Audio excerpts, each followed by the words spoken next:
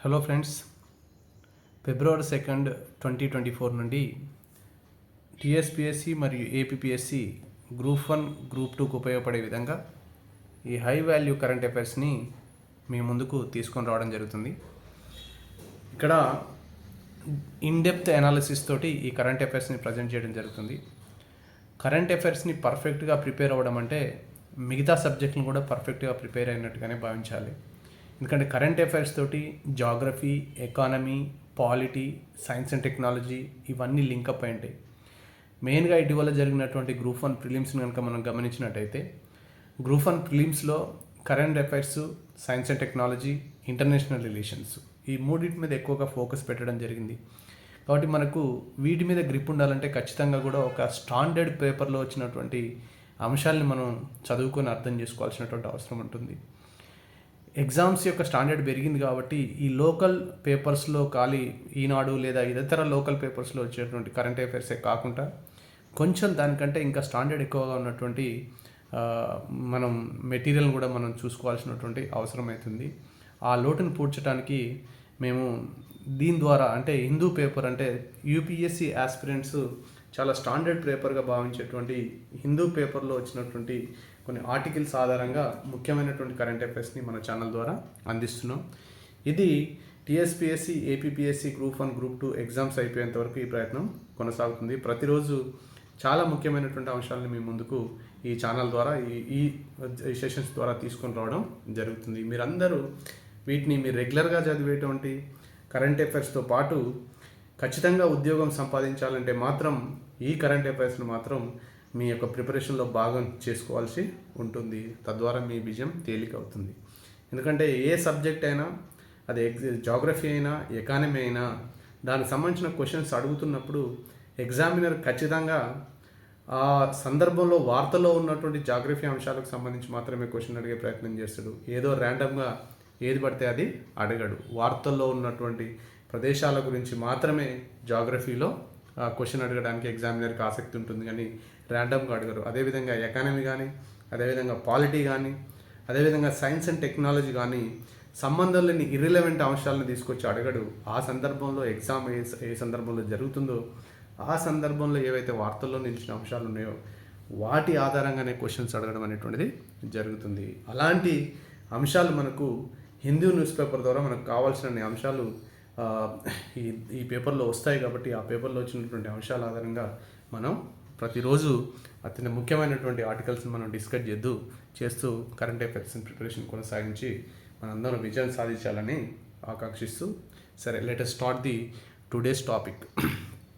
Along the border living in limbo అనే పేరిట మనకి ఈరోజు వచ్చినటువంటి హిందూలో వచ్చినటువంటి ఆర్టికల్లో ప్రధానంగా ఇండియా, మయన్మార్కి సంబంధించినటువంటి ఈ రిలేషన్స్ని దీంట్లో చర్చించడం జరిగింది. మయన్మార్ మరియు ఇండియా రిలేషన్స్ని.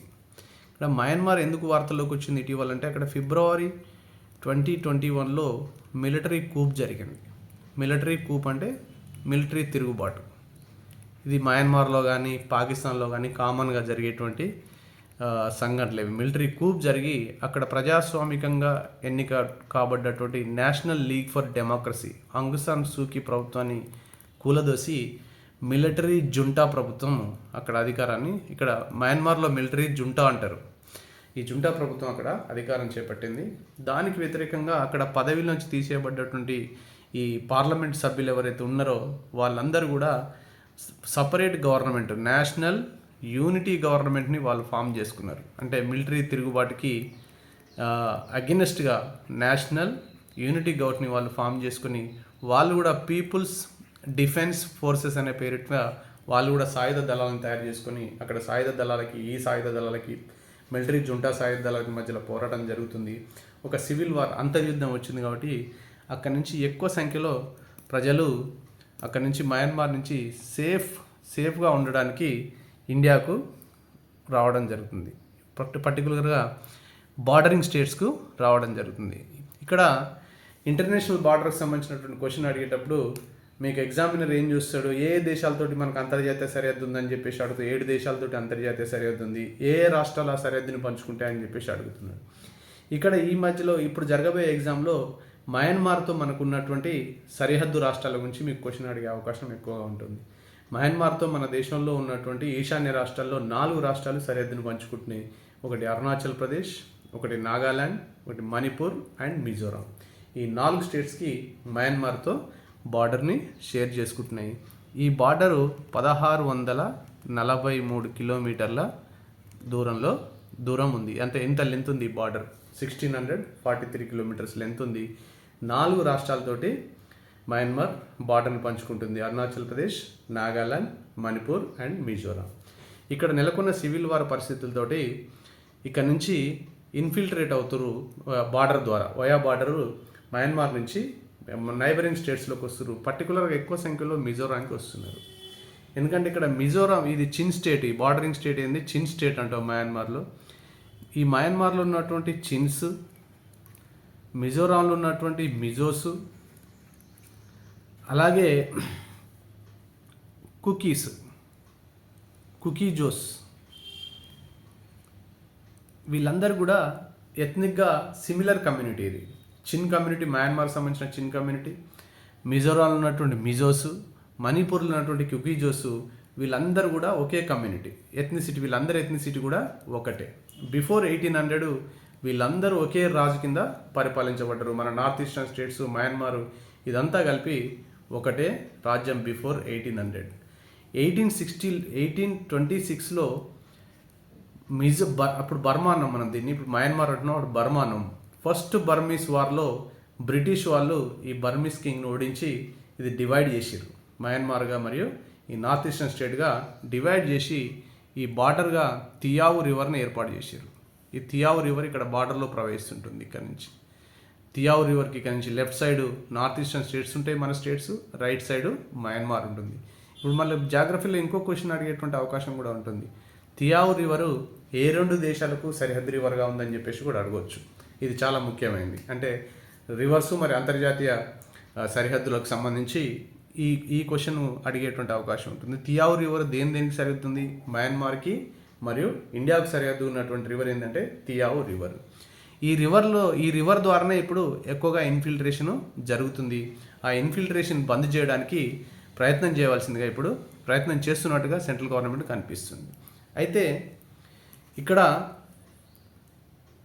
ఒకే ఎథ్నిసిటీ ఉంది కాబట్టి సాధారణంగా అక్కడికి రాకపోకలు జరుగుతుంటాయి. ఇండియన్ బార్డరింగ్ స్టేట్స్కి మరియు మయన్మార్కి రాకపోకలు జరుగుతుంటాయి. ఈ రాకపోకలకు చట్టబద్ధత కల్పించడానికి 2018లో ఫ్రీ మూమెంట్ రెజ్యూమ్ పైన సంతకాలు చేయడం జరిగింది ఇండియా మరియు మయన్మార్. ఫ్రీ మూమెంట్ రెజ్యూమ్ ఏంటి? ఫ్రీ మూమెంట్ రెజ్యూమ్ అంటే మయన్మార్ నుంచి ఇండియాలోకి, ఇండియా నుంచి మయన్మార్లోకి ఈ బార్డరింగ్ స్టేట్స్ నుంచి 16 కిలోమీటర్స్, అంటే మయన్మార్ నుంచి ఇటు వస్తే నార్త్ ఈస్టర్న్ స్టేట్స్ వైపు వస్తే 16 కిలోమీటర్స్, నెక్స్ట్ ఈ నార్త్ ఈస్టర్న్ స్టేట్స్ వాళ్ళు మయన్మార్ వరకు 16 కిలోమీటర్స్, ఇటు నుంచి అటు అటు నుంచి ఇటు ఫ్రీగా మూవ్ అవ్వచ్చు. దీన్నే మనం ఫ్రీ మూమెంట్ రెజ్యూమ్ అంటాం. ఎలాంటి ట్రావెల్ డాక్యుమెంట్స్ లేకుండా, like passport, visa, other documents లేకుండా ఫ్రీగా మూవ్ అవ్వచ్చు. ఎక్కడి నుంచి? బార్డరింగ్ స్టేట్స్ నుంచి మయన్మార్ లోపలికి 16 కిలోమీటర్ల వరకు బిజినెస్ పర్పస్లో కానీ లేదా ఏదైనా సోషల్ ఇంటరాక్షన్స్ కోసం కానీ 16 కిలోమీటర్స్ మయన్మార్ లోపలికి, అలాగే ఈ బార్డర్ నుంచి 16 కిలోమీటర్స్ ఈ సరిహద్దు రాష్ట్రాల్లోకి ఫ్రీగా మూవ్ అవ్వచ్చు అని చెప్పేసి 2018లో ఇండియా మయన్మార్ ఒక అగ్రిమెంట్ చేసుకునేది. దాన్నే మనం ఫ్రీ మూమెంట్ రెజ్యూమ్ అంటాం. ఈ ఫ్రీ మూమెంట్ రెజ్యూమ్కి ఇప్పుడు ప్రమాదం వచ్చింది. ఎందుకంటే ఇటీవల మణిపూర్లో మనకు పెద్ద ఎత్తున హింస చెలరేగింది 2 ఎథ్నిక్ గ్రూప్స్ల మధ్యలో. ఒకటి అది మీతి గ్రూపు, రెండోది కుకీస్ మధ్యలో మనకి ఇటీవల కాలంలో ఘర్షణ పూరిత వాతావరణం నెలకొంది. ఒకరినొకరు దాడులు చేసుకోవడం, అక్కడ హింస కూడా చెలరేయడం అనేటువంటిది జరిగింది. ఈ హింసకు కారణం అంతా మయన్మార్ నుంచి వచ్చేటువంటి ఈ ఇన్ఫిల్ట్రేషన్స్ వల్లనే, ఇక్కడ జనాభా పెరగడం వల్లనే ఆ హింస జరుగుతుందని చెప్పేసి కేంద్ర ప్రభుత్వం భావిస్తుంది. అదేవిధంగా మణిపూర్ కూడా ఈ ఫ్రీ మూమెంట్ రెజ్యూమ్ని ఎత్తివేయాలని చెప్పేసి భావిస్తుంది. దానివల్ల ఈ ఫ్రీ మూమెంట్ రెజ్యూమ్ని ఎత్తివేస్తున్నట్టుగా ఇండియన్ హోమ్ మినిస్టరు జనవరి 2022లో ప్రకటించడం జరిగింది. ఈ ఫ్రీ మూమెంట్ రెజ్యూమ్ ఎత్తివేస్తూ ఇండియా నుంచి మయన్మార్ బార్డర్ మొత్తం కూడా ఫెన్సింగ్ చేస్తా అని చెప్పేసి కూడా ప్రకటించడం జరిగింది. ఇప్పుడే కొంత మిజోరాం వాళ్ళు ఈ విషయంలో కొంత ఇబ్బంది పడుతున్నారు. ఎందుకంటే మిజోరాంలో ఉన్నటువంటి మిజోస్ కానీ ఇక్కడ నుంచి వచ్చే చిన్ కమ్యూనిటీ కానీ వీళ్ళకి మధ్య ఇది రెండు కూడా సేమ్ ఎథ్నిసిటీని కలిగి ఉన్నాయి, ఒకే గ్రూపు ఒకే యాన్సిస్ట్రీని కలిగి ఉన్నాయి. కాబట్టి వీళ్ళు మిజోరాం ప్రభుత్వం, ప్రస్తుత ప్రభుత్వం కానీ గత ప్రభుత్వం కానీ ఈ ఫెన్సింగ్ ఆలోచనకు అనుకూలంగా లేనట్టుగా తెలుస్తుంది. అయితే ఇండియాకి ఇప్పుడు ఆ రెఫ్యూజీస్ని తీసుకొని, అంటే రెఫ్యూజీస్ అంటే ఎవరైతే శరణార్థులరో వాళ్ళకు ఆశ్రయం కల్పించాల్సినటువంటి అవసరం ఏమీ లేదు. ఎందుకంటే ఇండియా అనేటువంటిది దీనికి ఇక్కడ ఇంటర్నేషనల్ రెఫ్యూజీ కన్వెన్షన్లో మన ఇండియా అనేటువంటిది సిగ్నేటరీ కాదు. ఇది కూడా మనకు ఇంపార్టెంట్. ఇంటర్నేషనల్ రెఫ్యూజీ కన్వెన్షన్ ఇది 1951లో ఈ కన్వెన్షన్ అంతర్జాతీయ ఒప్పందం జరిగింది. ఇంటర్నేషనల్ రెఫ్యూజీ కన్వెన్షన్ అంటే అంతర్జాతీయ శరణార్థుల ఒప్పందం. ఈ ఇంటర్నేషనల్ రెఫ్యూజీ కన్వెన్షన్లో కూడా ఇండియా పార్ట్ కాదు. కాబట్టి ఇప్పుడు ఇండియాకి ఏం ఆబ్లిగేషన్ లేదు ఖచ్చితంగా శరణార్థులకి రక్షణ కల్పించాలని చెప్పేసి. ఈ విషయాన్ని నేను గుర్తుపెట్టుకోవాల్సి, ఏమైనా కైండ్గా ఏదైనా దయతో వాళ్ళని ఇన్ఫిల్ట్రేషన్ చేసినటువంటి వాళ్ళని ఏదైనా ఆశ్రయం కల్పించవచ్చు, కానీ చట్టబద్ధంగా ఖచ్చితంగా అంతర్జాతీయ ఒప్పందానికి లోబడి మనం వాళ్ళకి ఆశ్రయం కల్పించాల్సినటువంటి అవసరము ఏమీ లేదని చెప్పేసి మనం అర్థం చేసుకోవాలి. ఎందుకంటే ఇంటర్నేషనల్ రెఫ్యూజీ కన్వెన్షన్లో ఇండియా సభ్యురాలు కాదు, ఇండియా సైన్ చేయలేదు ఆ ఒప్పందం పైన అని చెప్పేసి. ఇక్కడ మనకు సోషాలజీ ఆస్పెక్ట్లో క్వశ్చన్ అడిగే అవకాశం ఉంది, జాగ్రఫీ ఆస్పెక్ట్లో క్వశ్చన్ అడిగేటువంటి అవకాశం ఉంది, ఇంటర్నేషనల్ కన్వెన్షన్స్ సంబంధించినటువంటి విషయంలో క్వశ్చన్ అడిగేటువంటి అవకాశం ఉంది, నెక్స్ట్ ఇంటర్నేషనల్ బార్డర్కి సంబంధించినటువంటి క్వశ్చన్ అడిగేటువంటి అవకాశం ఉంది. కాబట్టి ఇది కాంప్రహెన్సివ్గా ఈ ఆర్టికల్ కనుక మీరు చదివినట్టయితే ఖచ్చితంగా ఇందులో నుంచి ప్రశ్న వచ్చేటువంటి అవకాశం ఉంటుంది. Thank you. ఈరోజు డిస్కస్ చేయబడేటువంటి నెక్స్ట్ ఆర్టికల్ వచ్చేసి population priorities, no survey can substitute the census at to be conducted for this decade అనే పేరు మీద హిందూ పేపర్లో వచ్చినటువంటి ఎడిటోరియల్ పేజ్లో వచ్చినటువంటి ఆర్టికల్ ఇది. ఇంటరిమ్ బడ్జెట్ ప్రవేశపెడుతున్న సందర్భంగా, ఇంటరిమ్ బడ్జెట్ అంటే ఫుల్ బడ్జెట్ ప్రవేశపెట్టలేదు, మనకు తెలుసు కదా, ఎలక్షన్ తర్వాత ఫుల్ బడ్జెట్ ప్రవేశపెడతారు. మధ్యంతర బడ్జెట్ అంటే ఇంటరిమ్ బడ్జెట్ సందర్భంగా ఫినాన్స్ మినిస్టర్ నిర్మలా సీతారామన్ ఒక హై లెవెల్ కమిటీని కాన్స్టిట్యూట్ చేస్తున్నట్టుగా ప్రకటించారు. దేనికి హై లెవెల్ కమిటీ అంటే to study the fast population growth and demographic changes. మనకు దేశంలో డెమోగ్రాఫిక్ చేంజెస్ అవుతున్నాయి అంటే composition of population, age group ఎంత ఉంది, అవునా, ఏజ్ గ్రూప్ ఇంక్రీజ్ అవుతుంది, ఏజ్ గ్రూప్ డిక్రీజ్ అవుతుంది, పాపులేషన్ కంపోజిషన్ ఎలా ఉంది అనేటువంటి దాన్ని మనం డెమోగ్రాఫిక్స్ అంటాం. ఈ growth, population growth and demographic చేంజెస్ని study చేయడానికి ఒక హై లెవెల్ కమిటీ కాన్స్టిట్యూట్ చేస్తున్నట్టుగా ప్రకటించింది. ఎందుకంటే బికాజ్ మన దేశంలో రెగ్యులర్గా ఫ్రమ్ 1881 ఆన్వర్డ్స్ డెసినియల్ సెన్సెస్ జరుగుతున్నాయి.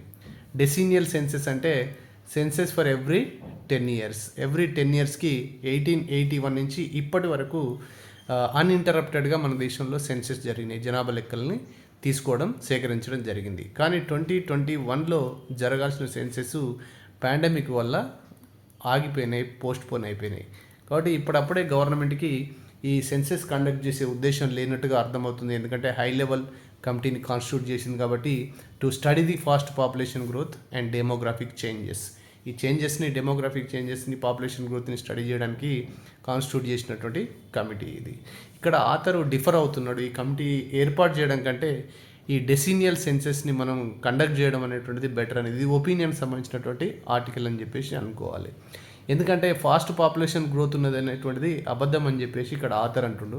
ఎందుకంటే sample registration system statistical report 2020 and national family health survey 5 2019 నుంచి 21 వరకు కండక్ట్ చేసిన ఈ రెండు రిపోర్ట్లు, ఒకటి sample registration system statistical report 2020 and national family health survey 5 2019 నుంచి 20 వరకు ఈ తీసుకున్నటువంటి లెక్కల ప్రకారం టీఎఫ్ఆర్ అనేటువంటిది మన దేశంలో బిలో 2 ఉంది. ఇప్పుడు మెజారిటీ ఆఫ్ స్టేట్లో టీఎఫ్ఆర్ అంటే టోటల్ ఫెర్టిలిటీ రేట్. మనం ఇంతకుముందు ఆర్టికల్ నిన్న చర్చించినాం దీన్ని. టీఎఫ్ఆర్ అంటే ఒక ఉమెన్ తన లైఫ్ టైంలో ఎంతమంది చిల్డ్రన్కు జన్మనిస్తుంది అనేటువంటి దాన్ని మనం టీఎఫ్ఆర్ అంటాము. ఈ టీఎఫ్ఆర్ బిలో 2 ఉంది, బిలో 2 ఉందని చెప్పేసి ఈ రెండు సర్వేలు మనకు చెప్తున్నాయి. ఒకటి national family health survey and sample registration system statistical report. ఇవి కూడా టీఎఫ్ఆర్, ఈ రెండు కూడా టీఎఫ్ఆర్ 2కు బిలో ఉందని చెప్తున్నాయి. 2కు బిలో ఉందంటే దాని అర్థమైంది పాపులేషన్ డిక్లైన్ అవుతుంది, ఇంక్రీజ్ అవ్వదు. ఎందుకంటే రిప్లేస్మెంట్ లెవెల్ ఫెర్టిలిటీ రేటు మనం ఇంతకుముందు డిస్కస్ చేసినట్టు 2.1 ఉందనుకోండి. అంటే what is this replacement level fertility అంటే ఒక ఉమెన్ తన లైఫ్ టైంలో 2.1 చిల్డ్రన్కి జన్మనిచ్చింది అనుకోండి, ఆ జనరేషన్, ఆ ఉమెన్ ఉన్న జనరేషను నెక్స్ట్ జనరేషన్ తోటి ఎగ్జాక్ట్గా రిప్లేస్ అవుతుంది. అంటే పాపులేషన్ స్టెబిలిటీ ఉంటుంది, పాపులేషన్ పెరగదు. ఈ జనరేషన్ ఎంత ఉందో, ఇప్పుడు ప్రజెంట్ జనరేషన్ ఎంత ఉందో, ఈ జనరేషన్ని ఫాలోయింగ్ నెక్స్ట్ వచ్చే జనరేషన్ ఎగ్జాక్ట్గా రిప్లేస్ చేస్తుంది. అంటే పాపులేషన్ గ్రోత్ ఉండదు, పాపులేషన్ స్టడీగా ఉంటుంది, రిప్లేస్మెంట్ లెవెల్ ఫెర్టిలిటీ ఉంటే. అంటే ఒక ఉమెన్ 2.1 చిల్డ్రన్కి జన్మనిస్తే. కాకపోతే ఇప్పుడు దానికంటే రిప్లేస్మెంట్ లెవెల్ ఫెర్టిలిటీ కంటే మన దేశంలో TFR ఈ 2 రిపోర్ట్స్ ప్రకారం 2కు బిలో ఉంది కాబట్టి పాపులేషన్ పెరిగేటువంటి సమస్య లేదు అని చెప్పేసి ఆథర్ అంటుండు. ఓన్లీ 2కి అబౌవ్ ఉన్న స్టేట్స్ వచ్చేసి మన దగ్గర బీహార్ 2.98, మేఘాలయ 2.91, ఉత్తరప్రదేశ్ 2.35, జార్ఖండ్ 2.26 అండ్ మణిపూర్ 2.17. ఇవి మాత్రమే TFR అబోవ్ 2.1 ఉంది. టోటల్ ఫెర్టిలిటీ రేటు అబోవ్ 2.1 ఉంది. ఈవెన్చువల్లీ ఇక్కడ కూడా తగ్గేటువంటి అవకాశాలే కనిపిస్తున్నాయి రాబోయే రోజుల్లో. కాబట్టి పాపులేషన్ గ్రోత్ ఫాస్ట్గా ఉందనేటువంటి దాన్ని అర్థం లేదని చెప్పేసి ఇక్కడ ఆథర్ అంటున్నాడు. నెక్స్ట్ వచ్చేసి TFRలో ట్రెండ్స్ చూసినట్టయితే మన దేశంలో TFR వచ్చేసి 1950లో 5.7 ఉంది. కానీ అది 2020కి వచ్చేసరికి TFR బిలో 2 అయింది. బిలో 2 అయిందంటే హై పాపులేషన్ గ్రోత్ నుంచి మనం ఇప్పుడు పాపులేషన్ తగ్గే స్థితికి వచ్చినాం. అలాగే సదరన్ ఇండియన్ స్టేట్స్కి వచ్చేసినట్టయితే పాపులేషన్ షేర్ వచ్చేసి 1951లో పాపులేషన్ షేర్ వచ్చేసి సదరన్ స్టేట్స్ది 26% ఉంటే ఇప్పుడు 2011 పాపులేషన్ సెన్సెస్ ప్రకారం అది 21కి పడిపోయింది. అంటే because of better socio economic outcomes, education, ఈ 2 వల్ల సదరన్ స్టేట్స్ యొక్క జనాభా ప్రపోర్షన్ ఏదైతుందో టోటల్ జనాభాలో, టోటల్ పాపులేషన్లో అది 1951లో 26 నుంచి 2011కి వచ్చేసరికి 21కి పడిపోయింది. అంటే ఇక్కడ బెటర్ సోషియో ఎకనామిక్ పాలసీస్ ఉన్నాయి, బెటర్ ఎడ్యుకేషన్ ఉంది. అందుకని ఇక్కడ అర్థం చేసుకోవాల్సిన విషయం, నార్త్ కంటే సౌత్ ఎప్పుడు అన్ని రకాలుగా అడ్వాన్స్గా ఉంది. ఇక్కడికే ఇమిగ్రేషన్ ఉంటుంది, కానీ మన సదరన్ స్టేట్స్ నుంచి నార్దర్న్ స్టేట్స్కు ఎవరు కూడా తక్కువ సంఖ్యలో వలసలు ఉంటాయి. అసలు వలసలు చాలా నెగ్లిజిబుల్ ఉంటాయి. అక్కడి నుంచే నార్దర్న్ స్టేట్స్ నుంచే మన దగ్గరికి వలసలు ఎక్కువగా వస్తున్నాయి. దీన్ని బట్టి కూడా ఒక పొలిటికల్గా మనం సదరన్ స్టేట్స్ వల్ల నార్దర్న్ ఇండియా కంటే అడ్వాన్స్డ్ అని చెప్పేసి అర్థం చేసుకోవాలి. ఈ అడ్వాన్స్మెంట్ ఎలా పాసిబుల్ అయిందో, ఎందుకు మనం వాళ్ళకంటే అడ్వాన్స్గా ఉన్నాము, ఆ అడ్వాన్స్మెంట్ని ప్రిజర్వ్ చేసుకోవాల్సిన అవసరం ఉంది. ఏదైనా పొరపాటు పొలిటికల్ డిసిషన్ కనుక తీసుకుంటే నార్దర్న్ స్టేట్స్ లాగానే మన పరిస్థితి కూడా అయ్యేటువంటి అవకాశం ఉంది. ఈ ఆస్పెక్ట్స్లో కూడా మనం అర్థం చేసుకొని మన యొక్క అడ్వాన్స్మెంట్కి కారణమైనటువంటి అంశాలను కూడా మనం ప్రిజర్వ్ చేసుకోవాలి. నెక్స్ట్ వచ్చే తరాలకు వాటిని అందించాలి, పొరపాటు చేయొద్దని చెప్పేసి చెప్పడం జరుగుతుంది. నెక్స్ట్ వచ్చేసి ఈ డెమోగ్రఫీస్, ఈ కంటి తుడుపు చర్యగా కమిటీని వేయడం కంటే మన దగ్గర ఇప్పుడు వర్కింగ్ ఏజ్ పాపులేషన్ ఎక్కువగా ఉంది. మనం దీన్నే డెమోగ్రాఫిక్ డివిడెండ్ అంటాం. ఈ డెమోగ్రాఫిక్ డివిడెండ్ని సరిగా ఉపయోగించుకుంటే మన ఎకానమీకి చాలా ఉపయోగకరంగా ఉంటుంది. కానీ ఎలాంటి employment opportunities, job opportunities create చేయడం మీద దృష్టి పెట్టకుండా ఈ కంటి తుడుపు చర్యలుగా ఈ ప్రభుత్వం ఈ చర్య తీసుకుందని చెప్పేసి ఆథరు అభిప్రాయపడుతున్నాడు. మన దగ్గర జాబ్స్ క్రియేట్ చేయడం, ఎంప్లాయ్మెంట్ క్రియేట్ చేయడం, అలావిధంగా సోషల్ సెక్యూరిటీ నెట్ని ఏర్పాటు చేయడం, దీనివల్ల డెమోగ్రాఫిక్ డివిడెండ్ని ఉపయోగించుకోవచ్చు. ఆ దిశగా ప్రయత్నం చేయాల్సింది పోయి కంటి తుడుపు చర్యలు తీసుకుంటుందని చెప్పేసి కూడా ఆథర్ అభిప్రాయపడుతుంది. ఇక్కడ ఎగ్జామినేషన్ పాయింట్ ఆఫ్ వ్యూకి వచ్చేసి ఇక్కడ ప్రజెంట్ చేసినటువంటి ఈ అయితే స్టాటిస్టికల్ రిపోర్ట్స్ ఉంటాయో వాటిని ఒకసారి చూసుకోవాల్సిందిగా కోరుతున్నాం. Thank you.